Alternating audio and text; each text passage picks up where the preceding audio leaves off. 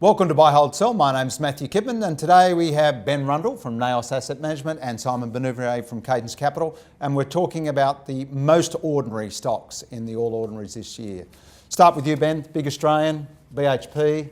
Now it's small, maybe medium-sized Australian. Buy, hold, or sell? BHP is a sell for me. They've been terrible capital allocators. I think if you've been on the other side of a transaction with BHP over the last few years, you've probably done well. They're beholden to the commodity prices. I don't think we've seen a bottom yet, so it's a sell. It must be nearly at the bottom, is it? Buy, hold, or sell? Simon? Well, I don't think so. It's still in an earnings downgrade cycle. The stock price has fallen from $50 down to about $19. It's leveraged to iron ore, coal, oil and copper. All those four commodities are trending lower. If you put through spot prices through the earnings model, they're probably pretty close to break even, I'd say, in terms of profit. So they're paying a dividend out of their balance sheet. I'd just be really cautious on this one. Okay, so it's a sell. Commodities are cyclical. Who would have thought food could do badly? Woolworths, buy, hold, or sell? The issue with Woolworths is they've been charging too much for their groceries for many years. The competition from offshore have seen this and decided to come in and disrupt the market. So you've had Aldi come in and really, undercut Woolworths in every shape and form. And Woolies' EBIT margins, in my opinion, are going from about 8% or just under 8%. They'll probably end up somewhere in the 5s. It's going to put pressure under Woolies' profit. Sell. So sell. Ben? I'm going to put a hold on Woolies. I agree with everything that Simon's saying. The only reason why I wouldn't sell it is potentially if they have some levers to pull, i.e., they sell off their big W, or if private equity comes in, it's a big chunk for private equity. It probably doesn't happen, but I wouldn't sell it for that reason just now. Given the sell-off, I'd probably hold it for the time being.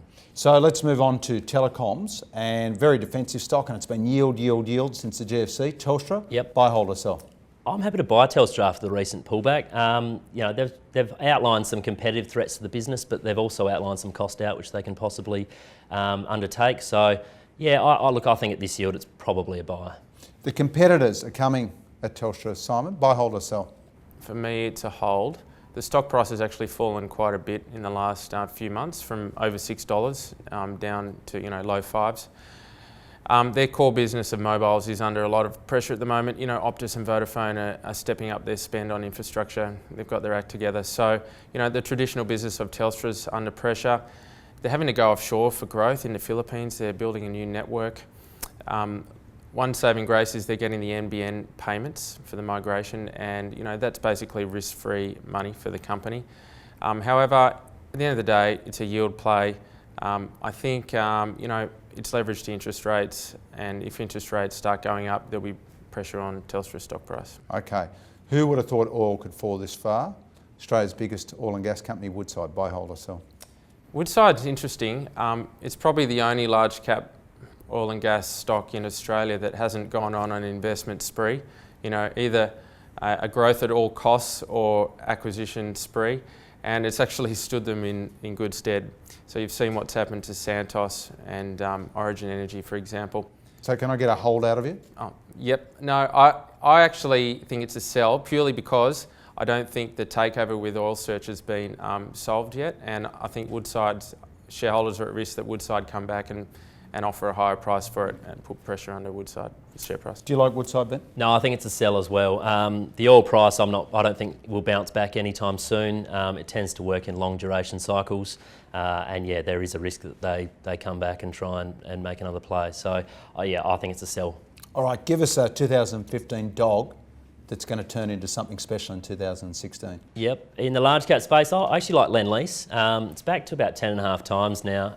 The market's very worried about the settlement risk in their apartments developments, which sure that may be a risk, but I think that's probably priced in. Lendlease have a really good visibility in terms of their earnings going forward, so I think it's all priced in at the moment. I think UP's risk reward is probably higher from here. It's a buy for me. Simon, you got a gem for us? Flexi Group. They've just installed a new CEO, Simon Bruce-Weston, so he comes with an excellent reputation from Commonwealth Bank.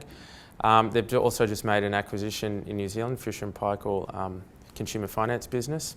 So this stock's fallen 43% from its high in 2013.